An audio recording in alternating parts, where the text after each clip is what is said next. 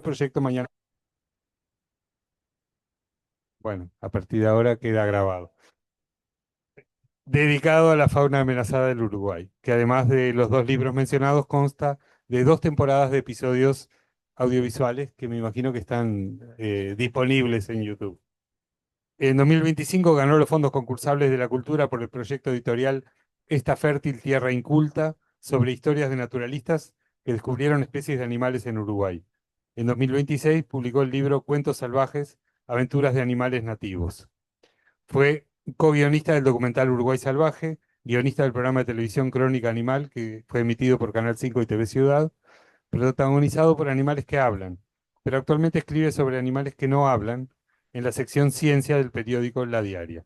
También dirige la publicación infantil Gigantes, que dedica buena parte de sus páginas a la divulgación. Además de esto, ha escrito por lo menos un libro de ficción que tiene sus aspectos científicos también, y en todo caso podemos también hablar de eso más adelante. Así que, Martín, te dejo con el micrófono.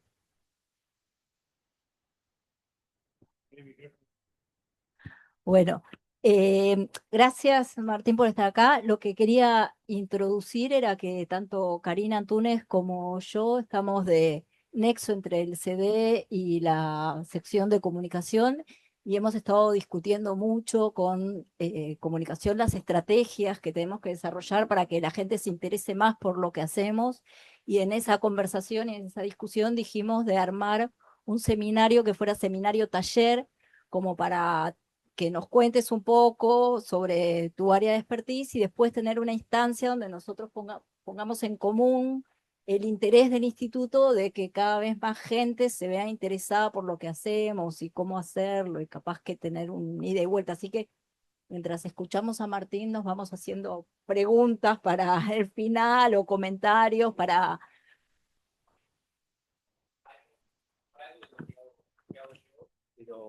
Pero en serio que no es necesario que sigamos todo esto que traje yo, la presentación. O sea, realmente si hay otras cosas, capaz que le van surgiendo otras inquietudes. Yo vengo a contar aparte mi experiencia, no en calidad de un conocedor ni tener la palabra final de nada. Puede ser que esto que muestro no sea del interés para todo el mundo, puede haber otros intereses. Entonces, nada, vengo a contar un poco cómo hago yo mi trabajo, pero en serio, nada, eso, interrúmpame con preguntas y demás, no hay problema. Voy a empezar por el comienzo. Con esto, cuando yo le llamo esto la historia es lo que cuenta, un poco con el juego de palabras y narrar la ciencia, eso de narrar la ciencia suena muy pretencioso ponerlo así, pero a lo que voy es la forma en la que yo elijo contar historias de ciencia y contar las investigaciones nomás. Y para mí ese resumen es importante porque hay varias formas en realidad de hacer divulgación. No siempre tiene que ser de la forma en que yo lo hago. Hay gente que lo hace con infografías, hay gente que lo hace con programas de televisión que no necesariamente siguen historias, hacen entrevistas, por ejemplo, puede ser con entrevistas. Hay muchas formas. Yo la forma que me queda más cómoda porque es mi vocación, es la de contar historias. Entonces, intento en toda investigación científica, intento encontrar cuál es la historia que hay para narrar de eso y qué es lo que a mí me resulta más interesante o cómo la puedo presentar de la forma más interesante posible esa historia. Muchos de ustedes lo saben porque he tenido que hablar con ustedes por sus investigaciones, en algunos casos varias veces, los he acompañado, de hecho, en alguna aventura de campo que ha estado buenísimo. Y bueno, entonces más o menos saben cómo es mi modus operandi. Eh, pero no viene mal para los que no me conocen y para los que también me conocen pero nunca me vieron en este rol, contar un poco cuáles son las guías que yo sigo porque yo considero que eso genera interés en la gente o despierta atención, que es la forma que lo hago yo. En realidad lo que estoy haciendo acá, siempre hago este chiste, pero es contraproducente para mí. Yo preciso que ustedes no sepan un corno de cómo aclarar, cómo contar lo que hacen, pero en realidad estoy embromando, me encanta en realidad que cada vez más científicos y científicas eh, piensen en divulgación, si no solo piensen en sus investigaciones, sino que piensen en cómo van a contarlo.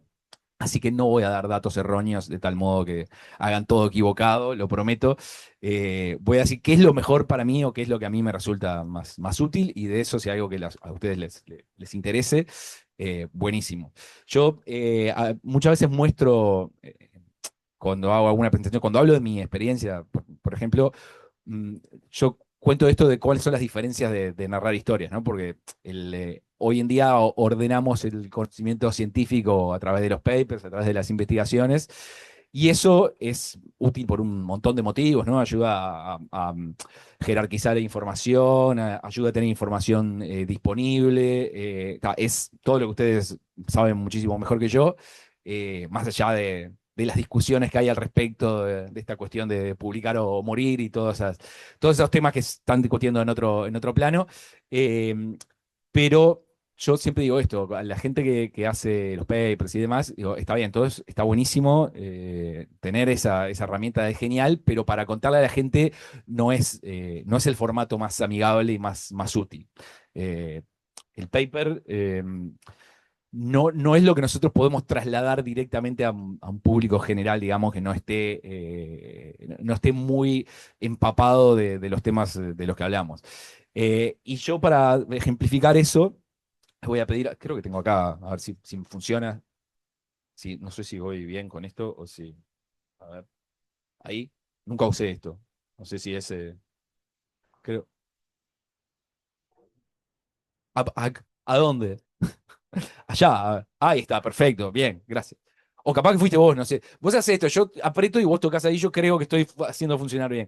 Y siempre bromeo con esto es un chiste. Yo digo, bueno, ¿qué pasaría si usáramos el formato de paper para narrar las historias que tanto nos han fascinado? ¿Qué ocurría? Entonces dije, ok, pensemos así como la ciencia a veces es medio una historia detectivesca, ¿no? Porque tenemos que encontrar pistas para resolver un misterio que a veces nos lleva a otras preguntas. Y digo, bueno, agarremos la historia fundacional de la literatura detectivesca, que son los crímenes de la Rue Morgue de Edgar Allan Poe, y veamos cómo nos quedaría si lo hiciéramos con un formato de paper. Y básicamente la gran interrogante y lo más lindo de todo ese trabajo nos quedaría ya de entrada ahí. Y sería el razonamiento analítico aplicado a la resolución de dos asesinatos cometidos por un orangután, Pongo Pygmaeus, en la calle Morgue. No hubiera sido un éxito nunca si lo hubiéramos hecho así.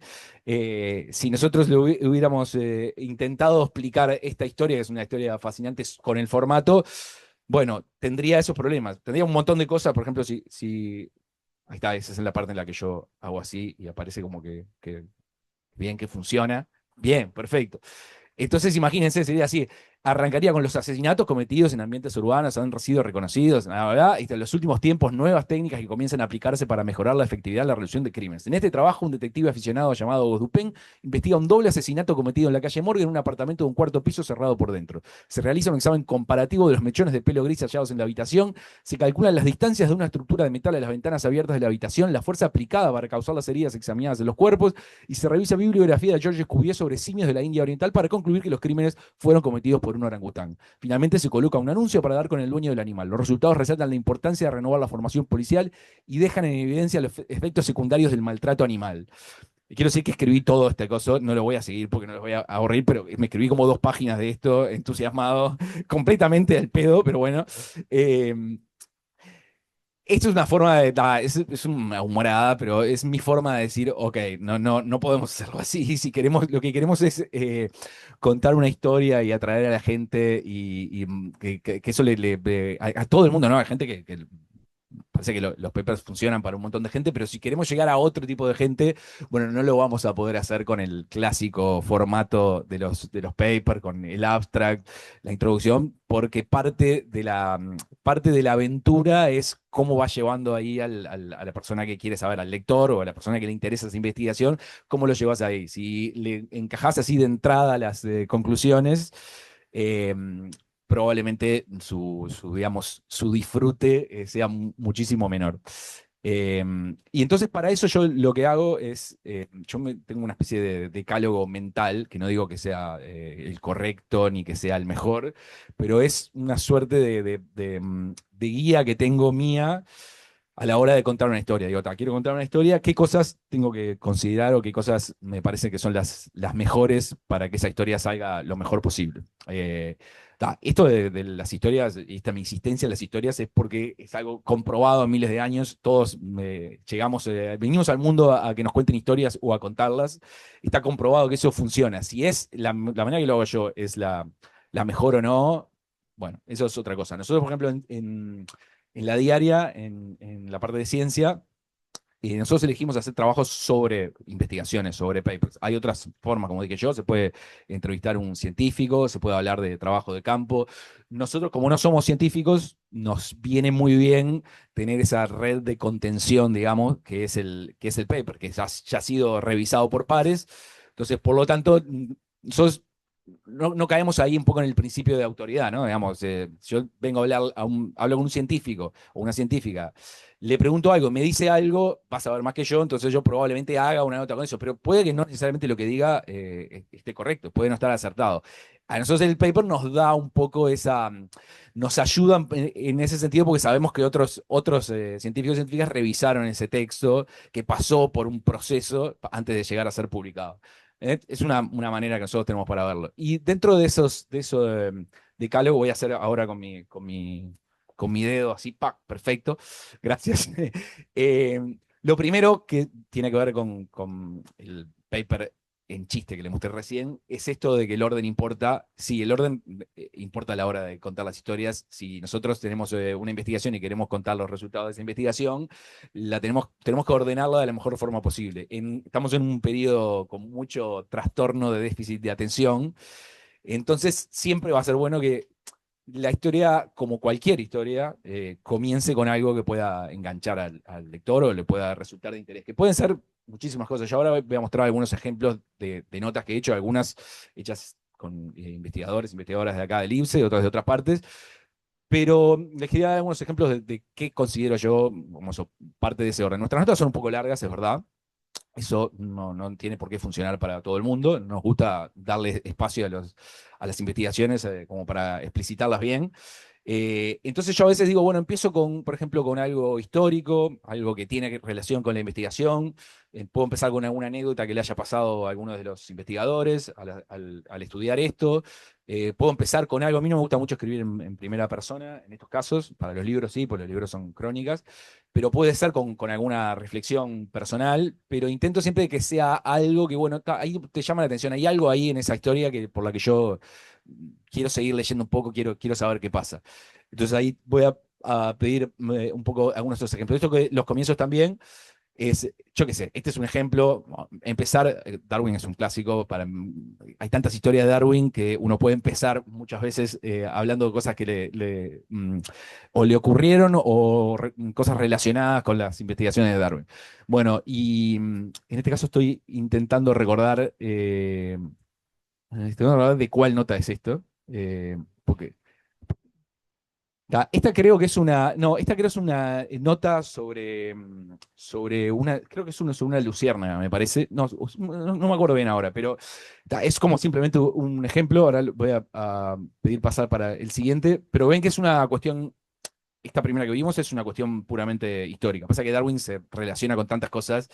Yo lo uso con bastante frecuencia. Uso también, aunque parezca que no tiene nada que ver, uso las fábulas de Sopo porque me parecen que son buenísimas para demostrar algunas cosas y todo el mundo las conoce. Entonces es muy fácil identificarse o con cuentos mitológicos o con fábulas. Y esto es, por ejemplo, empezarlo de una forma en la que se interpela al lector. Esto es una nota sobre las cochinillas, esa me la acuerdo bien.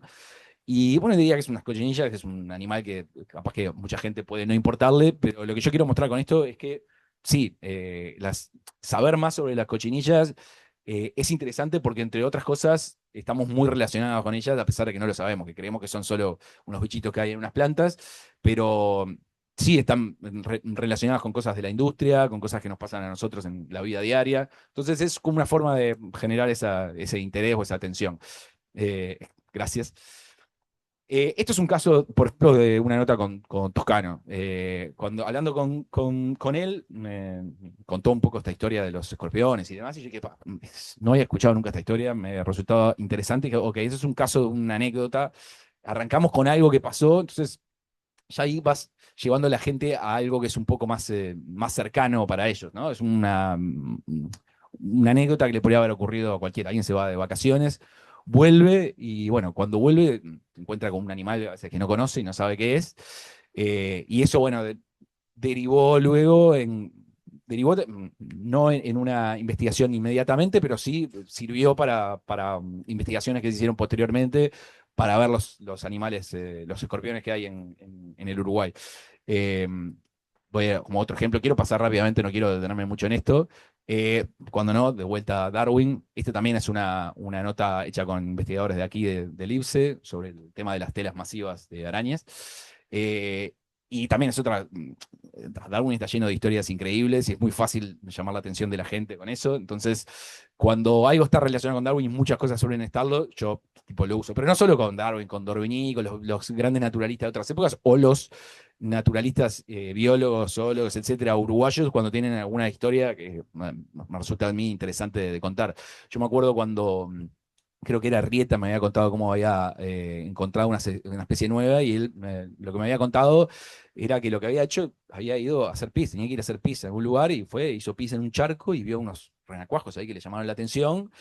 Cómo esa cuestión tan casual de algo tan digamos, mundano y fisiológico como ir a hacer pis al lugar, bueno, es la diferencia entre alguien que sabe observar y que no. Yo probablemente hubiera ido así, me hubiera aliviado y hubiera vuelto tranquilamente, pero el tipo que sabe mirar encuentra ahí que hay una, yo no una historia, en este caso era directamente una especie nueva que sí va a derivar luego una investigación y una historia nueva para contar.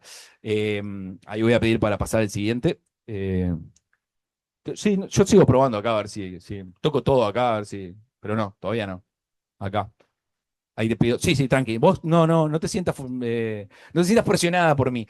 Eh, bueno, o estas cosas, muchas veces intento arrancar por un lado más humorístico, entonces tengo este caso así que parece como que fuera el viejo de la bolsa, y el viejo de la bolsa en realidad creo que es Enrique González en este caso, que tiene como esa obsesión que a alguien le puede parecer rara, que hace un tipo por las iglesias recogiendo bolos de lechuza. Es como me llama mucho la atención eso, me parecía que una linda manera de contar la historia. Voy con otra más, a ver. Esto también fue hecho acá, en el IPSE, también, es una cosa que dije, es otra forma de empezar. En este caso, empiezo como, no estoy recordando una historia ni vieja, ni estoy interpelando al lector, sino que estoy contando algo como que ocurre en el momento. Yo vine y a mí me llamó mucho la atención esto. Llegué y había un tipo con unos aparatos de medición de audio y con unas arañas y me puso los auriculares y de repente escuché un sonido que me parecía que era Nico Arnicho tocando percusión y eran unas arañas lobo y quedé como impactado. Entonces esa cuestión que a uno lo impresiona a veces, bueno, como esa sensación de maravilla yo la quería transmitir al lector. Y bueno, esto es también otra historia. En este caso una historia sobre acústica, bioacústica y cantos de cetáceos. También me gusta como ponerlo en contexto, intentar contar cosas que sean más o menos al que la gente le pueda llamar la atención o con la que la gente pueda relacionarse. No sé si me queda alguno más antes de pasar al siguiente, a ver. Y esto de cuando yo trabajaba en otro lugar, no en la diaria, pero también me gusta esto de, así como jorobaba con lo de Allan Poe y demás. Claro, hay veces en que las investigaciones científicas son muy parecidas a historias de detectives, entonces intento ponerlas en ese contexto. En este caso, para hablar del quitridio en los anfibios, bueno, empecé como con el primer misterio que fue cuando empezaron a detectar estas mortandades masivas de ejemplares. Y bueno, lo arranqué eso, como una historia clásica así de detectives. Eh, y bueno, y esto es lo que les decía, ¿no? Hoy les conté que a veces empezaba con anécdotas. En este caso es una anécdota. Es una nota sobre el registro de una nueva especie de picaflor para Uruguay. No es una especie no una nueva especie para la ciencia, pero sí para Uruguay. Y dentro de todo lo que había para contar ahí, estas son ese tipo de cosas que nunca van a aparecer en un paper con motivo, con razón, porque no tiene nada que ver, no tiene nada que hacer esta historia en un paper. Pero a mí me llamó muchísimo la atención lo que le pasó a este hombre en su momento, que es, este hombre encontró el picaflor rubí, que tenía que estar no sé, a 1500 kilómetros de donde lo estaba detectando él, en su propia casa, en su casa de Marindia, le sacó la foto y no sé si decir ingenuamente, la puso en las plataformas, en redes sociales, y al día siguiente encontró que había gente trepándose en escaleras para como entrar a su casa y sacar fotos, y él no, estaba por fuera de ese mundo, porque es un tipo aficionado a las aves, pero que no está en una comunidad, digamos, ornitológica, y entró en pánico, y le explicó a la mujer, no sé qué está pasando acá, y encima lo llamaron por teléfono, le dijeron, no te preocupes, mira qué gente bien, y dijo, pero gente bien qué, decía. Y finalmente cuando se dio cuenta de lo que estaba pasando, los dejó entrar y pudieron sacarle más fotos a ese picaflor en los días siguientes, pero me parecía que esa historia, que no tiene nada que ver en sí con el picaflor, y no tiene nada que ver con no sé, ni con ecología, ni con etología, ni con nada, podía así llamarle la atención a la gente que lo lee, y después que hago eso, bueno, ahí sí voy entrando en la investigación en sí. Bueno, el siguiente, esto larguísimo mío, que no va a ser cada punto así de largo, me pueden interrumpir, esto porque quería contar y mostrar algunos ejemplos. Dentro de este decálogo mental, no quiero que se malinterprete esto, cuando yo digo pensar en el lector como si fuera un niño, no quiero que parezca que en el lector o la persona que va a estar exponiéndose a lo que uno cuenta, no porque no sea capaz de comprender las cosas de un adulto, sino ahí estoy apelando al sentido de la maravilla de los niños y al sentido de la curiosidad. Eh, yo como escribo tanto para niños como para adultos, me sale naturalmente apelar a eso en el caso de los niños. Pero en el caso de los adultos creo que también hay que hacerlo, que hay que pensar en eso, no hay que creer que eso es lo otro que pasa, ¿no? Que muchas veces la gente que hace investigaciones, yo me doy cuenta que hablo con ellos y siente como que lo que hace no es de interés para todo el mundo. Dice, no, ya lo que hago puede interesar a algunas personas. Yo digo, no, siempre hay algo que está buenísimo, hay una historia que está buena para contar. Y es increíble, pero a veces me resulta más difícil convencer al principio a los científicos y científicas que a los lectores de que realmente lo que ellos hicieron y las investigaciones que hacen son fascinantes y tienen un material que es súper, tiene un potencial increíble para poderlo narrar y poder contárselo a otra gente. Entonces va por ahí esto del pensar en el lector como si fuera un niño, es eso, considerar todo eso, la curiosidad y también explicarlo de la forma más sencilla, que lo que no significa que haya que explicarlo como para alguien que no entiende nada, sí explicarlo de la forma más simple posible. Gracias. Bueno, yo sé que esta es media tramposa, lo de no hay temas difíciles y no mal explicado. Claro, yo no tengo formación científica y siempre le digo a todo el mundo, ok, si yo que no tengo formación científica puedo explicárselo a otras personas, la gente que sí la tiene, una vez que se habitúe a eso, ahora está funcionando o era yo. Quiero saber si era yo el torpe. ¿Cuál es era este? Perfecto, está muy bien. Ya no, estaba bueno, pero no te voy a pedir más. Bueno, y esto no hay temas difíciles, sino mal explicados, es porque sí hay cosas que son complicadas, pero siempre hay una forma de planteársela a gente que no tiene especialización y que lo pueda entender. Y eso para mí es importante y está emparentado con otro tema que no me acuerdo si es el siguiente o viene después, que después lo puedo contar, lo puedo mostrar. Bien, funcionó. Este para mí es un tema que en el caso de científicos y científicas me parece importante destacarlo.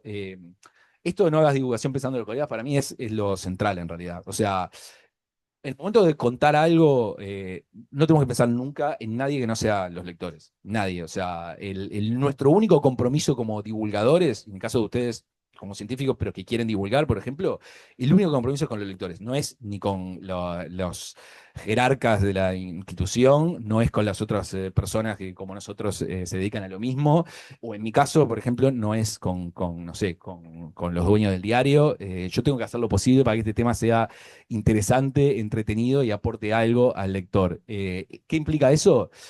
No voy a detenerme en mostrarle a nadie que yo sé algo. A mí no me importa, en las entrevistas que hago, por ejemplo, con científicos, científicas y demás, no me importa si quedo yo como un burro porque no conozco algo. Lo que me importa es que la historia llegue lo mejor posible.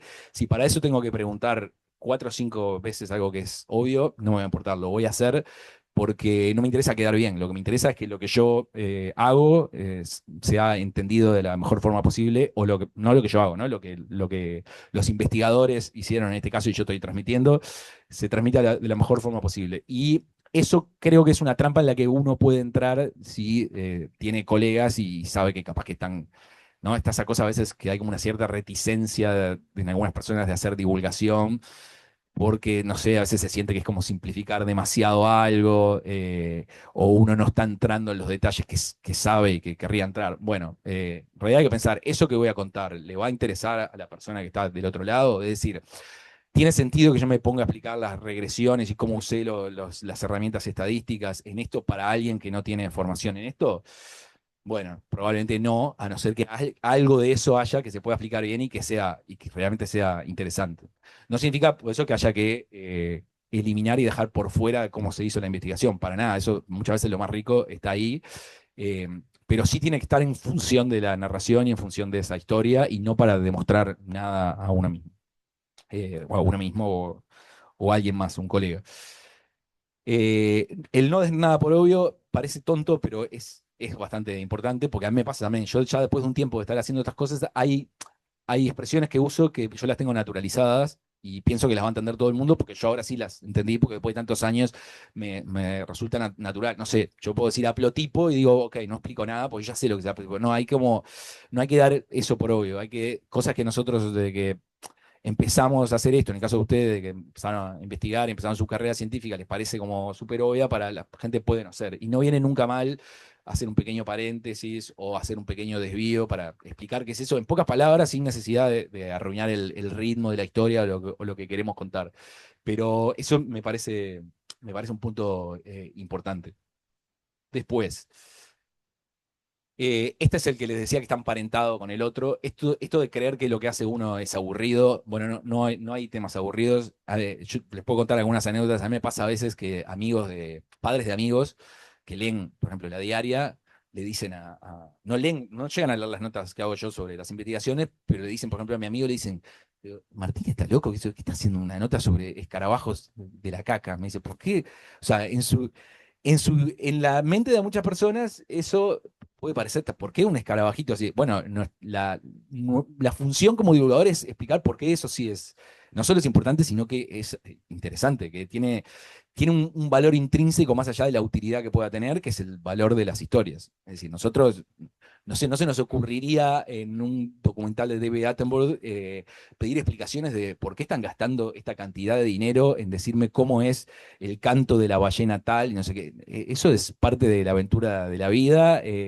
Como preguntarse por qué queremos saber de dónde viene, de dónde venimos nosotros y la especie Homo sapiens, de dónde viene, cómo está emparentada con otras, qué utilidad tiene para nosotros. Bueno, todo eso eh, es, es parte de la fascinación que tenemos por saber, y como que eso no hay que perderlo de vista, porque a veces queda como esta cuestión de medio de o lo productivo, lo que es práctico y demás. Y yo lo que quiero decir con eso es que en realidad hasta lo que puede parecer aburrido, no lo es, porque todo está conectado y en todas las cosas que hacemos, desde una cochinilla hasta los escarabajos de la caca, los escarabajos peloteros, hay algo que tiene relación con nosotros, pero además hay algo fascinante y de forma intrínseca. ¿Por qué esos animales evolucionaron para, digamos, alimentarse de los excrementos de otros? Todo eso hay una historia ahí para contar, que es eso que digo. Si lo ves en un documental de la BBC, a nadie se le ocurre cuestionarlo, y sin embargo capaz que hay una investigación y eso se cuestiona. A mí siempre me pareció muy raro. Bueno, esto de divulgar con las ventanas abiertas parece que fuera un consejo de la época de COVID, pero es metafórico. Eh, es mi insistencia no encerrarse siempre en la investigación que está queriendo transmitir uno, porque todo eso muchas veces se relaciona con otras cosas y a veces vale la pena hacer un desvío y contar alguna cosita, alguna cosa más. Yo, esto en broma, a veces con ejemplos que me han tocado a mí, que no me acuerdo si los puse ahora. Por ejemplo, esto es un ejemplo de algo que, yo qué sé, yo lo encuentro mientras estoy buscando, contando una investigación de alguien, me encuentro con una historia que no tendría por qué ponerla ahí. Le digo que esto es como interesante de contar. Y yo siempre digo que cuando hablaba de la franciscana, me puse a investigar cómo había sido encontrado, digamos, el holotipo de la franciscana, o cómo había sido descrita para la ciencia de la especie. Y bueno, a veces te encontrás con esto, es un personaje como este, fue como el primer naturalista trans de la historia, que fue invisibilizado, tiene un montón de historias increíbles, Yo me lo encontré así de casualidad y digo, ok, me voy a dedicar 1 o 2 párrafos a esto porque es parte, me parece que es parte de la historia, uno se puede desviar un poquito. Estamos hablando de la franciscana, no necesariamente tenemos por qué hablar de las personas que lo encontraron, pero hacen parte de la historia también, porque es eso, no es solo el animal, sino también de qué forma, cómo lo estudiaron, quién lo encontró, quién era la persona esa que lo encontró, qué nos dice también eso de cómo se hacía investigación científica en otras épocas, ¿no? Esta época en la que venían y se llevaban todo, cosa que digo, no digo que ahora no ocurra nunca, pero no es igual por lo menos. Entonces, eso digo, yo a veces digo, si encontrás algo, tenés alguna otra historia, que a mí me pasa a veces que los propios científicos y científicas se cuelgan a contarme algo que no tiene mucho que ver con la investigación y yo lo anoto con gusto y lo incluyo. Si veo que sirve para la narración, lo incluyo. Bueno, esto de las comparaciones no son odiosas es otro tema que también que a veces que sé que le genera alguna reticencia a la comunidad científica de decir, ok, cuando vos estás comparando algo, querés comparar algo de alguna de las investigaciones que estás haciendo con algo cotidiano, y bueno, es un riesgo porque podés, yo que sé, antropomorfizar, podés decir cosas que no sean muy correctas científicamente. Yo siempre digo que está bueno animarse a hacer un poco de eso sin caer digamos, en inexactitudes, porque ayudan a echar como una nueva luz sobre lo que estamos contando. Esto de usar como metáforas, yo lo hago muy seguido y a veces me tengo que reprimir, hoy tengo que no hacerlo. Pero me gusta, sí, esto, yo qué sé, si estoy hablando, era como hablábamos hoy les contaba con estas arañas que hacían ballooning, y bueno, yo intentaba imaginarme, o sea, qué pasa para esas arañas que es una inversión esa que la que hacen es una inversión riesgosa. Por ejemplo, intento pensar, bueno, si vos tenés que viajar a algún lugar porque en el lugar que estás no te sirve, digamos, y tenés que caer en otro lugar, bueno, te puede pasar que caigas en otro lugar y bueno, es como si te tengas que ir a un aeropuerto y tengas que ver qué destinos tenés y no sabes a cuál vas a caer y, bueno, y te toca Afganistán capaz, y es tremendo, pero tenés que salir del lugar en el que estás y esas arañas es un recurso extremo que lo tienen para, bueno, quizá para irse de los lugares en los que están o para dispersarse. Si digo una bestialidad acá, los aracnólogos me corrigen, por favor, estoy hablando por arriba y de memoria. Y bueno, yo qué sé, esto es una tontería, pero la quería poner ahí, que en el caso del COVID, y bueno, este tipo de comparaciones, yo usaba un poco esto ¿no? de encontrar como la pieza del genoma. Si vos estás buscando una piecita, bueno, lo mismo como que vos encontraras una parte en un gran libro, una parte de texto, una frase que sabés que está ahí, y sabés que si encontrás esa frase ahí, significa que es el libro que está buscando. Bueno, es un ejemplo tonto, pero que puede servir, digamos, como uno de esos ejemplos de que digo de que comparar cosas puede ser medio riesgoso, pero a su vez ayuda a la gente a que le sea un poco más familiar los temas que a veces son medio arduos. Y bueno, esto es lo que les decía, ¿no? Lo que les conté recién, esto sobre el tema del ballooning, justo lo había puesto acá, son como esos pequeños ejemplos de intentar hacer la narración un poco más amena. O bueno, esto, la rana toro, ¿no? Que intentar entender por qué una rana toro en un charco es potencialmente un problema. Son ese tipo de cosas. Y bueno, este último punto, esto de buscar la dimensión humana, tiene que ver en realidad con muchas de las cosas que hablamos o que hablé recién y que conté. Esto que decir que, bueno, que estas cosas que a veces que parecen tan alejadas de la gente, en realidad están muy relacionadas con cosas de todos los días. Y siempre pongo un ejemplo muy específico, que muchos de ustedes lo deben recordar, que fue en su momento creo que la ministra, no sé si no me acuerdo de qué cartera era, porque después fue ministra de otro, pero fue Marina Arismendi que habló de los tucutucos, de por qué estudiar el sexo de los tucutucos. Yo recuerdo, yo me quedé como sorprendido en ese momento. ¿Por qué alguien iba a cuestionar que claro, ¿por qué estaban años estudiando la sexualidad de tucutuco? Yo decía, pero yo no entendía cuál era el reclamo que había, pero volviendo a ese tema de hoy que decíamos, a nadie lo cuestiona si es un documental que gasta millones de dólares. Entonces, un poco jorobando, a veces a la gente le digo, ok, tenés que pensar que tu lector es Marina Arismendi. Yo digo Marina Arismendi porque es un ejemplo, mucha gente piensa esto, no es nada en contra de ella, no es una cosa personal, pero digo que eso es representativo de una forma de ver las cosas. Entonces, me parece que está bueno ponerse en ese ejercicio de contar, por qué eso tiene que ver también con nosotros, ¿no? Sea la sexualidad del tucutucu, o sea lo que decía hoy de las cochinillas, o sea, no sé, la resistencia a los antibióticos, todo eso que a veces es nada, de criaturas minúsculas o invisibles al ojo humano, está completamente relacionado con las cosas que nos ocurren y son muy importantes más allá del valor que tienen o de la fascinación que nos pueden provocar. Entonces, un poco bromando digo eso, hay que como buscar mostrar que incluso los temas que parecen o más alejados de la gente o más áridos o más arduos, sí están relacionados porque todo está conectado y a todo le podemos encontrar una pata que esté relacionada con lo nuestro. Creo que hay me parece que bueno, esto es lo que justamente yo después me saqué las ganas, lo quería contar, y hablé finalmente de la sexualidad de los tucutucos. Demoré como 5 años, pero encontré finalmente que salieron algunos artículos y dije, ok, voy a hablar en este caso que reunía varias de estas cosas que le digo, porque eran tucutucos en un ambiente urbano donde la gente muchas veces los ve y no sabe que están ahí, ¿no? La gente va por la Rambla y a la altura de Carrasco y ve esos montoncitos de arena y a veces no sabe qué hay ahí, o de repente ve que sale uno y se sorprende qué es ese bicho, y a mí me parece increíble que eso ocurra y mucha gente no sepa que están ahí esos bichos, y que esos bichos tienen una vida súper compleja, unas galerías abajo de nuestros pies en todo momento.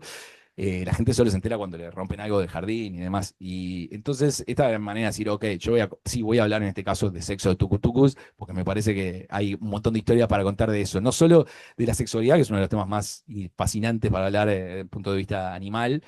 eh, no solo de eso, sino también de las interacciones de nosotros con especies que a veces están muchísimo más cerca de lo que creemos. Así que este es un caso de esos que ejemplifica lo que dije en el punto anterior. Bueno, no, tenía algunos ejemplos más que no quise poner. Esto que acabo de narrar es básicamente, que es bastante rápido, lo pude contar. Es como mi Biblia mental a la hora de contar estas historias. Y bueno, a los que les hice entrevista de ustedes y vieron después el resultado, ya más o menos saben, bien o mal, no estoy diciendo que el resultado sea bueno, pero por lo menos las intenciones mías son esas. Es como contar toda la historia que hubo detrás de eso, no solo la investigación, los métodos, todo lo que se hizo para llegar a eso, sino también todo lo que hubo antes de que se pudiera hacer esa investigación. Y es lo que decía, eso muchas veces no aparece en los papers porque eso no son historias pertinentes para los papers. Y la divulgación es una manera linda e interesante de sumar todo eso a la conversación que queda siempre por fuera, darle su valor y también ayudar a que mucha gente que capaz que no está interesada específicamente en estos temas, entre a ese mundo y se vaya metiendo. Y yo sé que a alguna gente le ha pasado, digo, no digo que lo hayan hecho así porque yo hago estas notas o Leo hace estas notas conmigo en la parte de ciencia de la diaria, pero sé que hay gente que no le interesaba el tema y que se cuelga a ver, a diferencia del padre de mi amigo, no piensa, este tipo está loco, sino que lee toda una nota de algo que capaz que nunca se le había ocurrido, ni sabía que existía, ni que había una investigación al respecto porque era importante, y se queda con eso. Y si algo de eso queda, y bueno, te va a ayudar a que atraigas cada vez más gente y que cada vez más gente esté interesada en estos temas, que eso es lo otro que no lo dije en estos puntos, pero es así. O sea, para mí no hay nada más importante de lo que estaba hablando que todos estos temas. A mí me resulta el divorcio entre la importancia que se le da a todo esto, todo lo que es fauna, ambiente, investigación científica, ¿no? Yo digo fauna, eso porque es lo que yo más hago.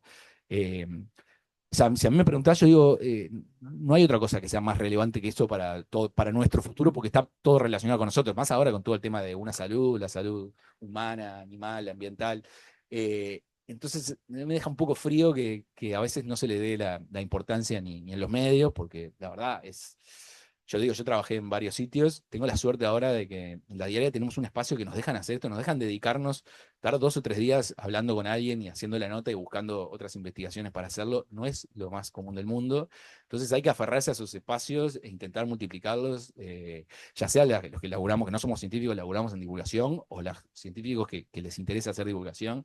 hay que buscar la forma de potenciar eso, multiplicarlo, porque realmente no es que sea una cosa intrascendente. No dejen que nadie les haga creer que lo que hacen no es importante simplemente porque se le asignan pocos recursos o se le da poca importancia. Es súper relevante y lo que deberíamos hacer, lo que intentaríamos o tendríamos que intentar hacer nosotros es contar por qué es relevante. Y eso, a mí me parece que mientras mejores historias tengamos y las contemos de la mejor forma posible, más llegaremos a ese ideal. Pero es básicamente esto. Esta es la forma que tengo yo de hacer divulgación de ciencia. Es esto. He hecho otras cosas. En este caso, les digo que podemos dar pie a que ustedes me pregunten cosas y si yo sé algo de eso que puedo ayudar o puedo hablar de mi experiencia, más allá de estos puntos que mencioné, y puede servir de algo, buenísimo, pero básicamente esto resume mi filosofía respecto a cómo se hace divulgación o cómo creo yo que se debería hacer divulgación de temas científicos. Sí. Sí.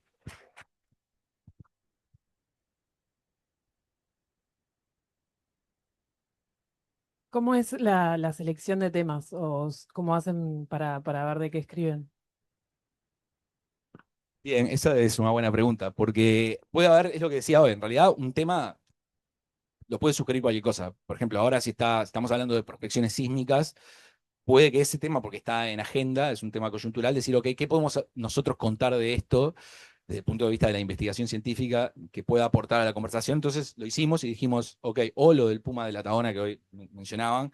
Bueno, el Puma de la Tahona, nosotros lo que hicimos fue, vamos a esperar 2 o 3 semanas esto y hablar con alguna gente, ver qué evidencias se recogieron y ver qué es lo que se puede contar de esto que no favorezca el ruido que está habiendo en estos momentos. Y eso es un ejemplo de algo coyuntural. Pasa algo que está relacionado con ciencia o relacionado con alguna investigación y decimos, vamos a contar esto. Pero la otra forma que tenemos, capaz que es la más común para nosotros, por lo menos en la diaria, estamos viendo las investigaciones que salen. Entonces, obviamente que no son de coyuntura por lo general, porque las investigaciones llevan unos cuantos años, como ustedes saben mucho mejor que yo, desde que se empiezan hasta que se publican. Entonces lo que hacemos es decir, primero preguntamos también a mucha gente, hay gente que ya sabe eso y nos manda, nos pasa, no sé, Susana, vos creo que alguna vez me has pasado o Mariana, o no sé, hemos hablado de... Sí.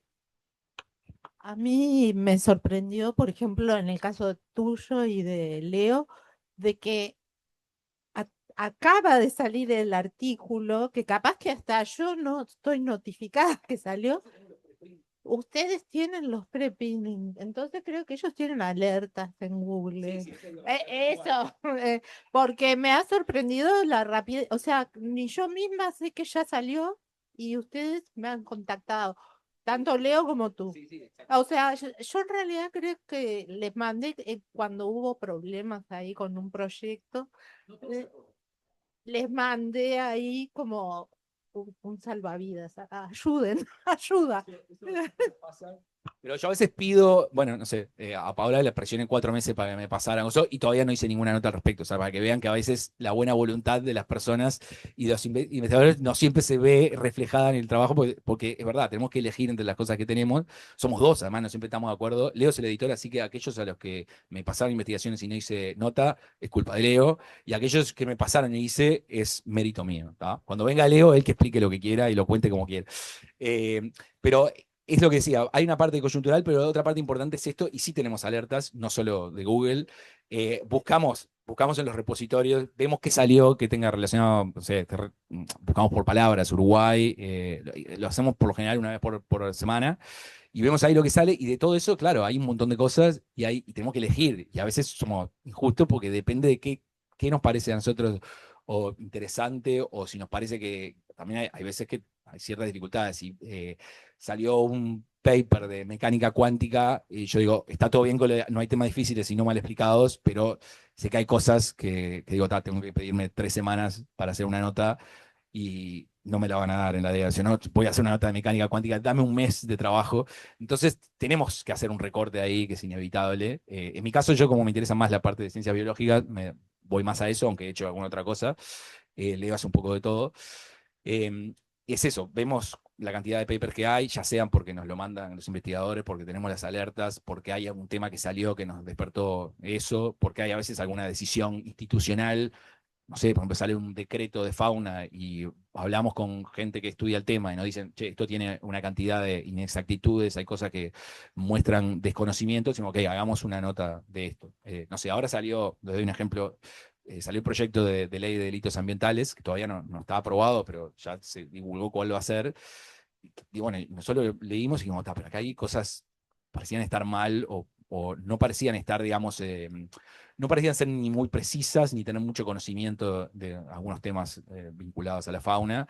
Y bueno, hablamos con gente, decimos, vamos a hablar con la sociedad zoológica, vamos a hacer una nota con eso. Esto es un ejemplo de algo que no sale de un paper ni nada, o como lo del Puma de la Tabona. Pero tenemos un poco ese panorama así general de estar eligiendo entre coyuntura, investigación que sale, los que a nosotros nos resulta importante. A mí, por ejemplo, me gusta hablar de registro de nuevas especies, me gusta taxonomía y yo hago más eso, entonces le doy un poco más pelota porque hay un sesgo en eso, que es el mío, o el de Leo, bueno, no importa, pero los dos más o menos estamos bastante de acuerdo en eso. Así que va por ahí. Agradecerte la charla, está buenísimo e incluso creo que es inspiradora para uno mismo que para escribir, ¿no? Que a veces también sigo con eso, decir, no quemes de una lo que encontraste, dale una expectativa a la cosa, ¿no? Si no, ¿qué gracia tiene? Pero nada, quería resaltar el rol que también tienen como a mí me pasa mucho que leo, recibo la diaria Ciencia, la diaria, y me entero de las cosas que se hacen acá. O sea, yo mismo me entero por ustedes, mirá qué bueno esto en que está. De repente sabía que había gente trabajando en eso, pero, o sea que es público general, está bueno. Sí, eso es algo que está bueno que a veces nos pasa, que alguien te dice, yo no sabía que había salido esto, o me pasa que yo encuentro algún paper de algo que sé que alguien estudia, que no lo hizo él, y se lo mando y a veces no lo tienen, porque lo que decía Susana hoy, que estamos muy atentos a lo que sale enseguida, y yo qué sé, sale, no sé, alguien que estudia, como, no sé, Enrique, que estudia los tatúes, los armadillos, yo veo que salió algo taxonómico que le resulta de interés, se lo mando, y a veces incluso eso hace que hagamos una nota, porque me dice, pero ¿sabes que hay tal cosa y tal otra? Y yo digo, no, hagamos una nota de esto, charlemos, y veamos cómo cambia para Uruguay, o como, ¿te acordás cómo pasó con el cambio de nombre de Guasubirá? Eso también. Eso hay una historia ahí que es la historia no solo del animal en sí, sino la historia de los que le ponen nombre. Y cómo eso también tiene sesgos y cuenta cosas que están por detrás de los animales. Eso a mí me resulta como interesante. También le quería decir que yo hablé muchas cosas de la diaria, pero claro, nosotros hicimos libro también y ahí es bastante distinto el formato. Lo que hacemos nosotros ahí es salir con los científicos, que no siempre podemos cuando hacemos estas notas, a veces lo hacemos, pero son las menos. Pero cuando estamos haciendo un libro que sabes que le vas a dedicar más tiempo y es más largo también, bueno, en ese caso no es solo hablar con mucha gente, sino que directamente vamos, que es otra forma de hacer divulgación. Decir, ok, esta gente va a hacer unos muestreos, no importa, va a hacer tortugas verdes, y bueno, nos vamos con ellos y nos metemos al agua, y parte de la historia es lo que vos hiciste también para llegar a eso y lo que están haciendo los científicos y científicas para investigar esos animales. Que esa es otra forma de hacer, que ahí sí es lo que yo le decía. A mí no me gusta tanto hablar en primera persona porque me parece que la persona menos importante para estas historias soy yo. O sea, yo tengo que ser lo más invisible posible. En el caso de ustedes es distinto porque cuentan cosas que hicieron ustedes, ¿no? Los que quieran contar cosas que hicieron ustedes mismos. Pero en un libro sí, porque es una crónica. Entonces, si decidís hacerlo como crónica, que es como lo hacemos nosotros, bueno, sí, ahí hay una cuestión de experiencia personal que le intentás transmitir o intentás llevar al lector a ese mundo a través de la narración.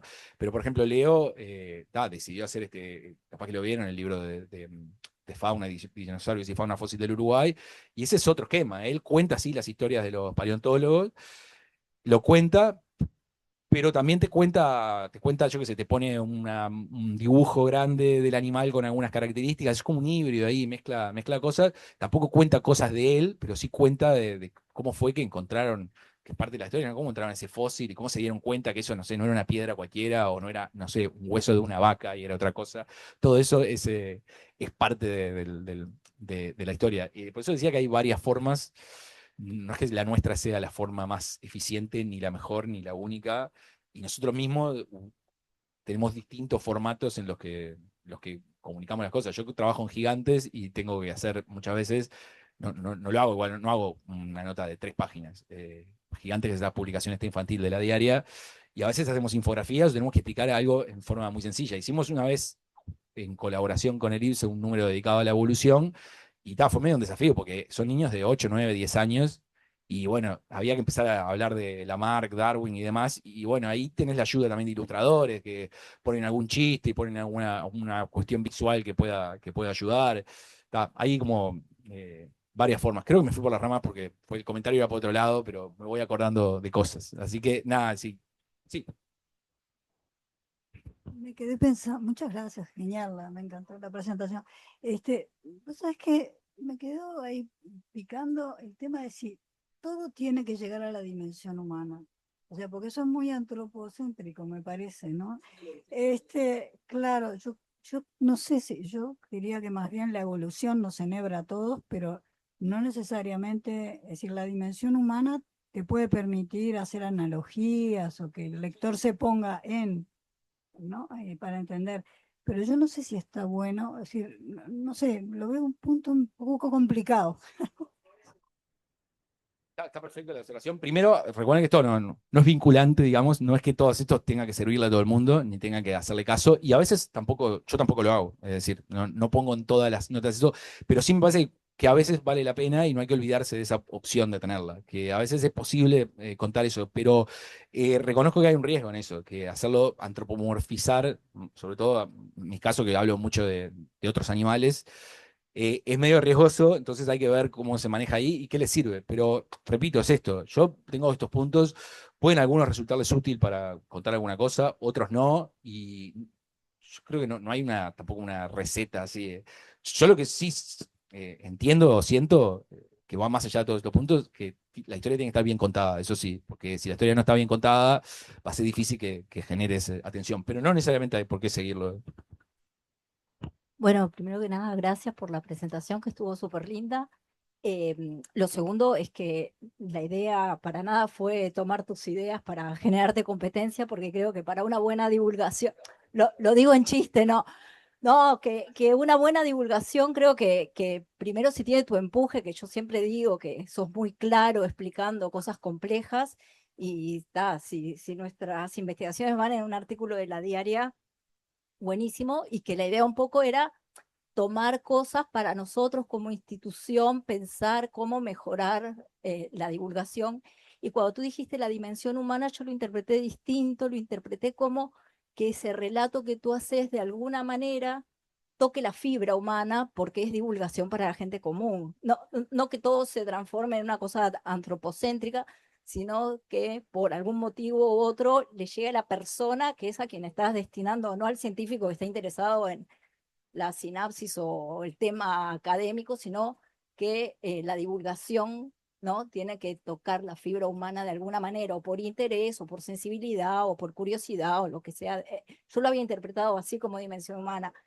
Y capaz que en los relatos que nosotros hacemos, yo lo que notaba es que estamos muy en el IPSE hizo esto y hace esto, y que capaz que le tenemos que dar una vuelta en el formato más corto. No tenemos todo el espacio que tiene la diaria ni la intención de ocupar ese lugar, pero sí capaz que empezar a hacer narraciones que toquen más no la dimensión humana, sino la fibra humana, ¿no? Y capaz que me encantó la publicación del Ginkgo con el otoño, como capaz que ser un poco más descontracturados desde la divulgación científica, salir de ese esquema que tenemos.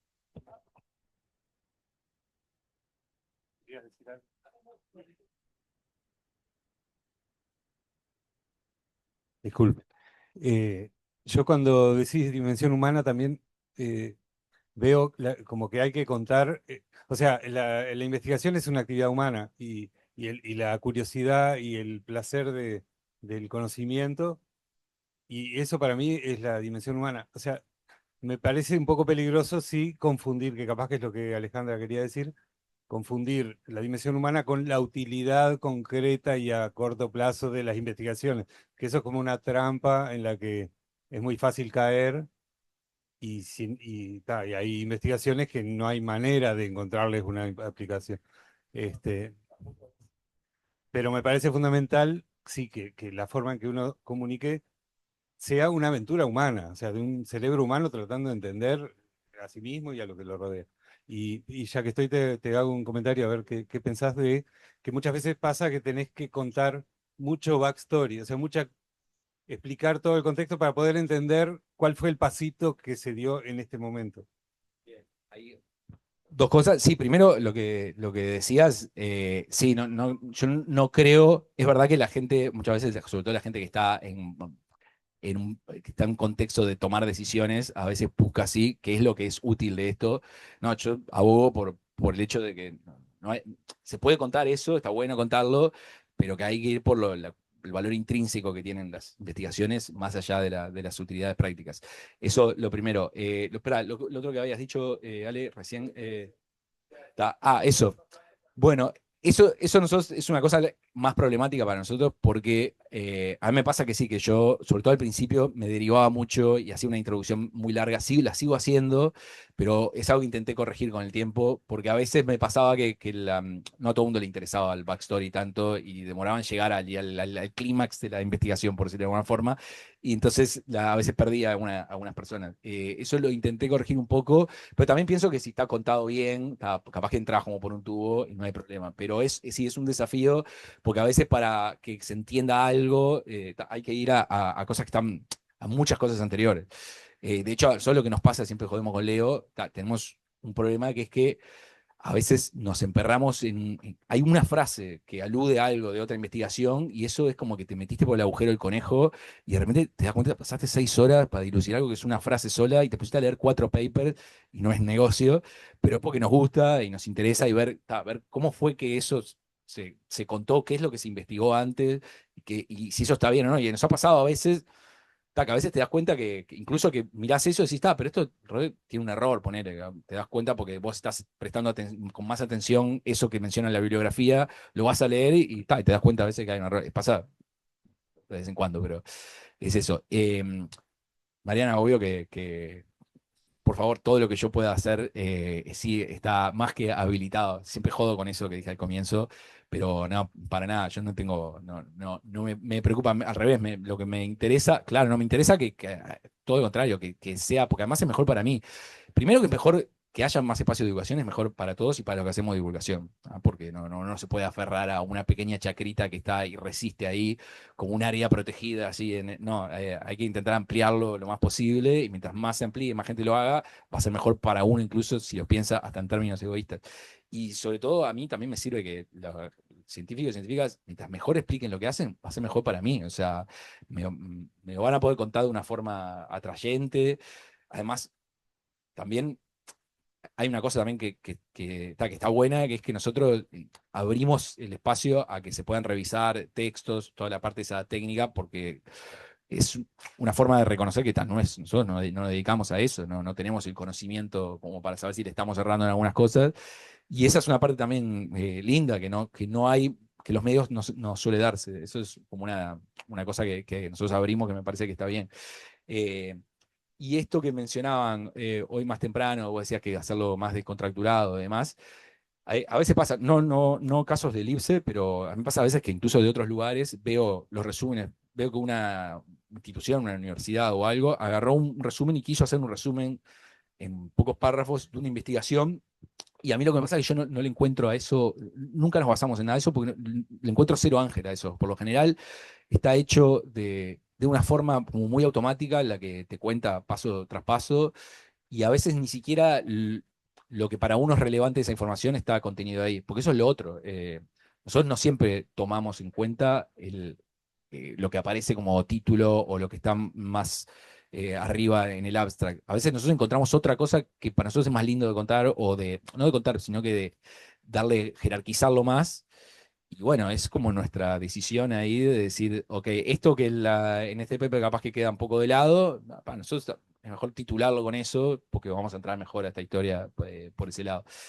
Y eso yo siento a veces que cuando se hace como esa más divulgación de ese tipo, institucional, ¿no? Repito, no hablo del IPSE, eh, pasa eso, a veces que es intentar reproducir exactamente lo que dice en el paper de forma más simple, y a veces esa simpleza incluso hace que no se entienda bien la investigación. A veces queda tan resumido que decís, está, para alguien que no tiene idea de esto, no sé de qué forma esto le puede resultar a un público general, le puede resultar esto interesante, ¿no?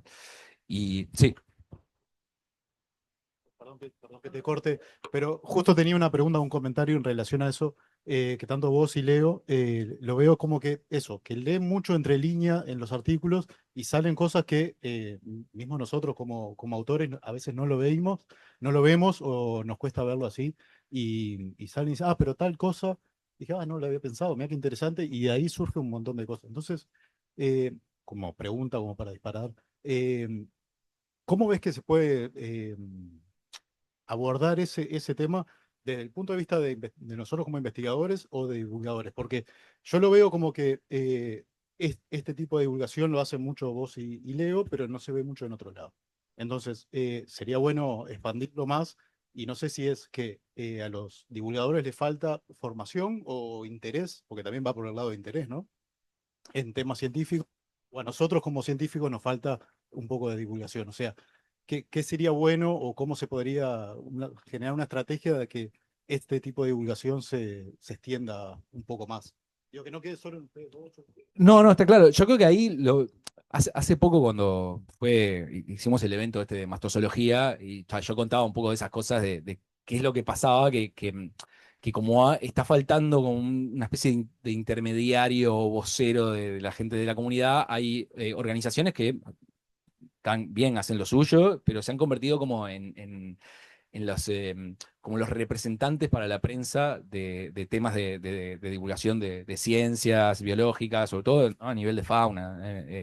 Y eso que a mí me parecía que no era algo criticable a las organizaciones, sino criticable justamente a la parte, a la pata de los científicos, decir, ok, hay que moverse para lograr tener interlocutores válidos y poder transmitir lo que uno hace. Una cosa de forma de hacer eso, no les estoy pidiendo a ustedes que se pongan a atrapar bichos y filmarlos y ponerlos ahí como que es lo más fácil para un medio. Un medio de comunicación ve y dice, uy, apareció una comadreja en la punta de un pino y un bombero subió, filman eso y tiene 10.000 personas que lo ven, entonces hacen la nota en 20 minutos y es un negocio. No es que tengan que hacer eso, pero sí lo que me parece a mí es que falta ahí como un contacto que no sea solo con nosotros, o sea, que sea un contacto con la gente que hace, por lo menos que hace algo parecido a divulgación o que le puede interesar, como para contarle, "Ah, yo estoy haciendo esto", o incluso para mandar, cuando uno quiere mandar un comunicado, de que presentarlo de la mejor forma posible para que eso sea atractivo y valga la pena y ponerse a disposición para ampliar más. Eso es una cosa que me parece importante. Y también, digo, yo podría decir, no hablen solo con nosotros, que me viene bárbaro, porque total, digo, no hablen con todos. Pero me parece que en realidad sería mejor que se conocieran más los temas, no importa si es por nosotros o no, o sea, que se pudiera llegar a otros medios. Obviamente que hay cosas que está por fuera de las posibilidades de ustedes, que es que ustedes no van a poder lograr que den más espacio de la nada de un día al otro, que se dé más espacio a la ciencia o que se invierta más en eso, que es algo muy ninguneado en los medios, porque la verdad que es muy poco el espacio que hay en televisión, incluso si ves en televisión que los informativos a veces suelen tener un espacio, no está pero no suele estar dedicado a investigaciones locales, a veces se meten algunas, pero es algo que llamó la curiosidad y que tienen las imágenes, pueden mostrar imágenes de, no sé, yo qué sé, algo que vieron, encontraron una especie en India y que es llamativa y tienen esas imágenes y hablan de eso o hablan de algunas otras cosas, pero es como que está faltando más de que lo que nosotros queremos hacer, que es mostrarlo local. Nosotros no nos interesa hacer, yo qué sé, está la misión Artemis y no queremos hablar de la misión Artemis y por qué llega a la Luna de vuelta. Queremos saber si hay alguien uruguayo trabajando en eso. No sé, si hay un astrónomo uruguayo que está metido en eso, podemos contar esa investigación. Queremos ir siempre por la pata local. Pero volviendo a la pregunta, me parece que lo que hay ahí es mejorar el relacionamiento con los medios, que es un poco lo que insistí en aquel evento de mastozoología, y poder comunicar eso. Si vas a sacar comunicados, si lo vas a poner en redes, contar un poco qué es lo que se está haciendo, contarlo de la forma más atrayente posible y tener esa, ¿no?, la opción de que tener teléfono, gente a disposición. O sea, eso también requiere un tiempo. Tenés que estar dispuesto a atender a la gente, a la prensa, y tener que moverse también con mucha delicadeza, porque el mundo de la prensa no se maneja ni con los tiempos del mundo de la ciencia, ni se maneja con la misma precisión. Porque ustedes revisan las cosas, tienen revisores, tienen pares, son súper cuidadosos con todo lo que se va a publicar, y ya ven que lo que sale a veces en los medios salen como bestialidades, no sé, sale una especie, alguien dijo que tal cosa en las redes sociales, muchas veces sale, lo ponen y resulta ser otro animal, porque estoy poniendo cualquier ejemplo, ¿no? O bueno, o lo que, del puma que hablábamos, sale un video y dice esto es un puma, y resulta que 90% de la comunidad mastozoológica te dice no, eso no hay prueba de que eso sea un puma, es un problema si pasa. Entonces ahí eso requiere poder hablar con los que hacen, con los periodistas, que no siempre son periodistas especializados en divulgación, y ponerse a disposición para corregir las cosas, como esto de decir, ok, para un periodista es medio, puede ser chocante decirle, oh, pero mandame lo que vas a hacer para que yo lo apruebe, nunca te van a decir que sí, eso. No, no te van a decir, no, pero podés decir, che, ¿no querés que yo mirá que hay algunas cosas que yo te puedo dar una mano, si querés mostrarme o algo, es algo así, algunos no van a querer hacerlo. Esa es una tara que tienen los periodistas y que una tara, no quiero ser insultante, quiero decir que es, cuando digo eso, que es que a nosotros nos enseñan, yo como periodista digo, nos enseñan desde que empezás la carrera, que es como es algo sagrado de un texto y que no tenés que dejar que otros ni lo vean ni incidan sobre él. ¿Pero por qué? Porque eso es para otras áreas, no para esta. O sea, en un área como es la ciencia, vos lo que precisás es precisión, exactitud, necesitas que alguien, de la misma forma que ustedes tienen revisores, precisás una red ahí, una malla de contención. Y para los periodistas a veces es difícil entender eso, porque además eso no implica que vos tengas que cambiar todo lo que te mandan. Significa que esa gente te va a hacer sugerencias que te pueden ayudar a mejorar el texto, la decisión sigue siendo tuya. Y está bueno como mostrar eso. Yo como te puedo ayudar en esto, vos dale tranquilo con lo que quieras hacer, pero digo, yo te paso esta información, o si querés te puedo ayudar a revisarlo, etcétera, o pasarle alguna info adicional, además de lo que hablaron después, todo eso es como bastante útil. Hay muchas diferencias entre el periodismo tradicional y la divulgación. Una de las cosas más importantes es que vos en el periodismo tradicional, vos tenés que dar algo, lo tenés que confirmar cuando hablas algo. Vos no podés decir, no sé, por ejemplo, el escritor Eduardo Galeano se habría muerto, porque no estás haciendo nada informativo. Tenés que ir a hablar con el del hospital o quien sea y confirmar. Sin embargo, en ciencia es al revés. No es deseable dar las cosas como confirmadas, porque siempre todo está abierto y a revisión. Y eso es algo que a los periodistas a veces les cuesta. Entonces, cuando van a publicar algo, lo publican con una certeza. Entonces, pues ahí tenés que intentar hacerle ver eso, que no es la información que vos estás dando no es de una certeza completa, no les estás diciendo algo certeza, no, todo es como, después puede cambiar, en ciencia siempre puede modificarse, entonces el uso del condicional, que está tan mal visto en periodismo en general, sí es deseable en divulgación, y eso como muchas veces cuesta, eso es lo que hace que a veces salgan informaciones que uno dice, pero yo no me siento representado, y después te pasa que no querés hablar más me pasa, tengo conocidos del mundo de la ciencia que dicen, no, yo con esto no hablo más, y bueno, y como que se cierra una puerta, porque decís, no, voy a hablar y me van a publicar algo que tiene errores, voy a quedar yo, capaz que quedo como un gil frente a colegas, y no quiero hacer nada de eso. Entonces, la primera vez que pasa, me da la impresión de que lo bueno es que poder mandar de una forma constructiva, decir, mira, esto quedó mal, mira que yo para otras veces si querés pasame que yo te ayudo a corregirlo, o decirle, estaría bueno esto que ya salió, poder corregir porque estas cosas quedaron mal, pero yo veo que hay algunos que ya renuncian a eso, porque saben que es complicado y no mandan ni siquiera la corrección de las cosas que quedaron mal. Es eso. No sé también si me divagué, pero iba por...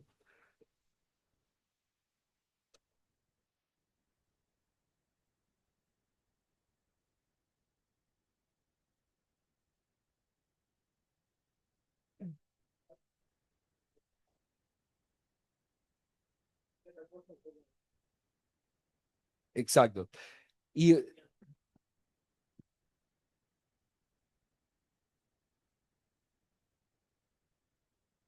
sí, no, yo creo que esto por ejemplo, cuando mandás comunicados, poder tener gente, ofrecer gente para ampliar las cosas a los medios de comunicación, ofrecerlo de la forma, esa información que estás divulgando de la forma más atrayente posible, todo eso ayuda, pero quieras o no, precisás los contactos personales, precisás hacer como un vínculo personal, porque también hay muchos periodistas, no les gusta que le mandes algo que lo mandas a 35 personas. Decir, ¿para qué voy a hacer una nota de esto que capaz que van a agarrar en 5 o 6 lados? Y bueno, entonces ahí está la cosa de ver qué ofreces a cada uno. Es como un equilibrio medio raro, pero que es medio necesario. Tenés que hacerlo y tenés que tener esos como contactos personales, o por lo menos fomentar eso. Y sobre todo fomentar que la gente que le interesa eso, yo lo he visto. Yo trabajaba en Montevideo Portal, que es un sitio que en algunas cosas ahora es más, pero también era atroz en su momento con muchas cosas. Pero tenía un compañero que trabajaba más en la parte de política y le empezó a interesar cada vez más las cuestiones yo hacía a veces cuestiones de ciencia.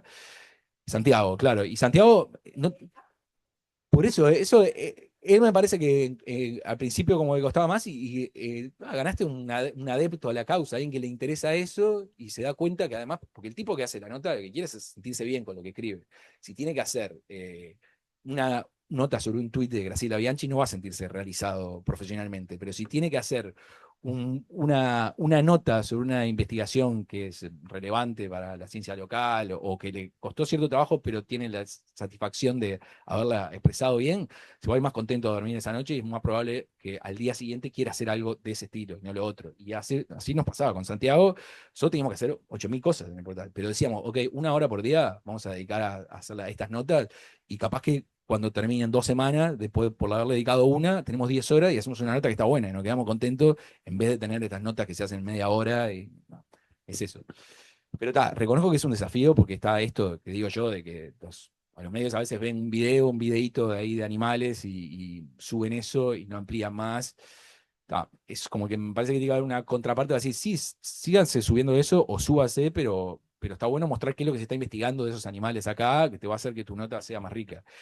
Y todo eso es una pelea bárbara porque el tipo que está en el medio de comunicación, el encargado, dice, ok, pero me va a leer la misma cantidad de gente por ambas cosas, una me va a costar 10 horas de trabajo, de recursos de persona, y la otra una. Eso es como lo que hay que convencer a los periodistas primero y luego intentar convencer a sus responsables de que vale la pena hacer ese esfuerzo, de que parte del prestigio de un medio no son solo las lecturas, que vos precisás que su medio sea confiable. Entonces, capaz que le dedicas más tiempo y no se lee tanto, pero a la larga te va a resultar más redituable. Es eso. Sí. Cerramos el seminario y después, porque si no se nos va larguísimo.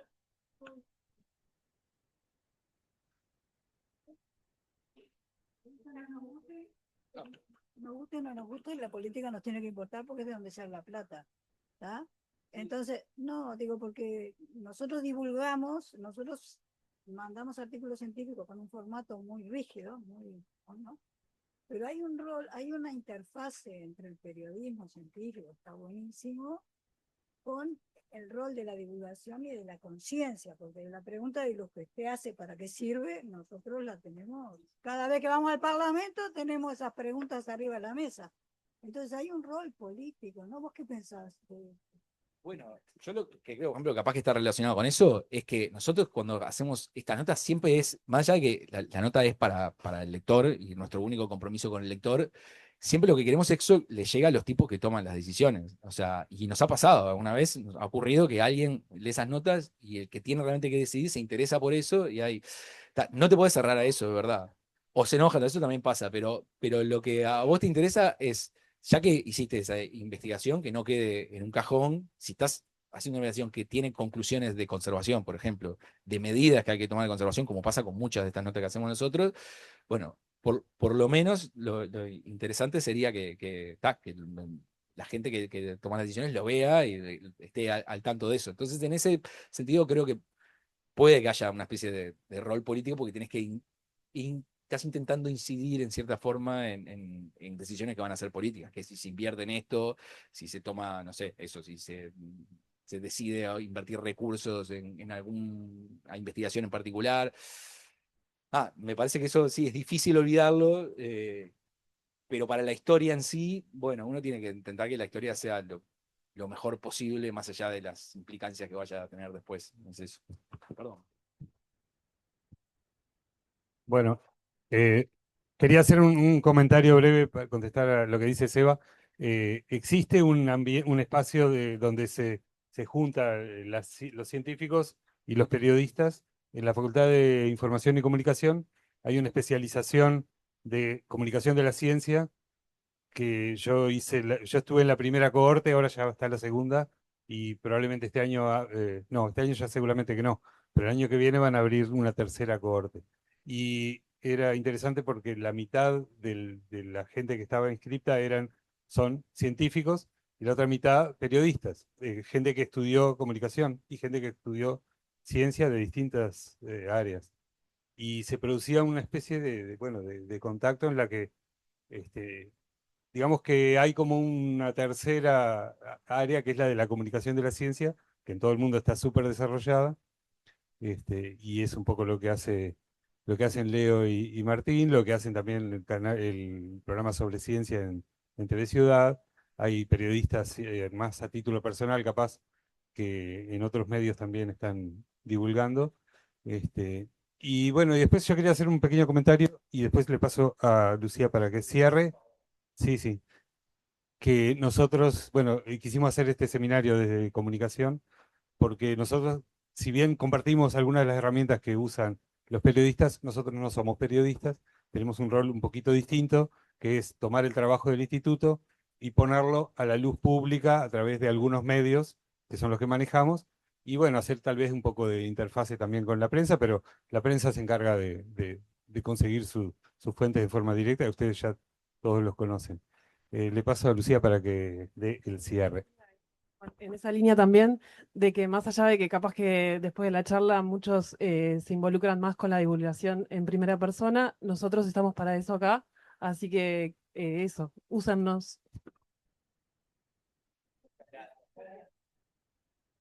Comida más terrenal.